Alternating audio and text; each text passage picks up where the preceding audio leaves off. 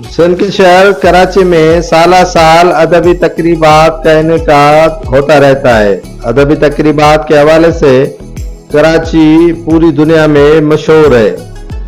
سب تقریبات میں مدر تقریب اردو عالمی ادبی کانفرنس ہے۔ جی ہاں، پاکستان آرٹ کونسل کراچی میں عالمی اردو ادبی کانفرنس تیسرے روز بھی جاری رہی۔ اس عالمی اردو ادبی کانفرنس میں پورے پاکستان اور دنیا بھر سے شاعروں، ادیبوں، دانشوروں، صحافیوں اور مختلف مکاتب فکر کے رہنماؤں نے بڑی تعداد میں شرکت کی۔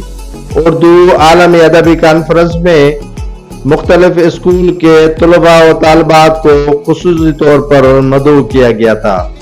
اس عالمی اردو ادبی کانفرنس میں سرائکی، سندھی، پنجابی اور اردو کے شاعروں کے ساتھ الگ الگ نشست کی گئی تھی۔